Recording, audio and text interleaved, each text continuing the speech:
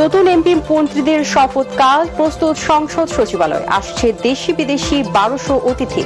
Clean ইমেজের মন্ত্রিসভা গড়ার পরামর্শ বিশ্লেষকদের। রাতে ইসলামী আন্দোলনের আমির মুফতি রেজাউল করিমের বাসায় যাচ্ছেন BNP chairman Tarique Rahman.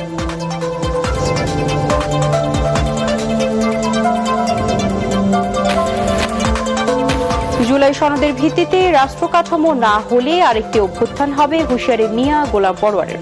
Vote চুরি নয়, ডাকাতি হয়েছে, অভিযোগ নাসির উদ্দিন পাটোয়ারি। বিরোধী দলের নেতাদের সাথে তারেক রহমানের সাক্ষাৎ, রাজনীতিতে ইতিবাচক পরিবর্তনের আভাস বলছেন বিএনপির নীতি নির্ধারকরা। বিরোধী জোটের ছায়া মন্ত্রিসভা গঠনেও স্বাগত জানাবে দলটি। নতুন সরকার শপথ নেওয়ার আগের দিন জুলাই সনদে স্বাক্ষর এনসিপি। নাহিদ ইসলামের নেতৃত্বে 6 সদস্যের প্রতিনিধি দল যমুনায়।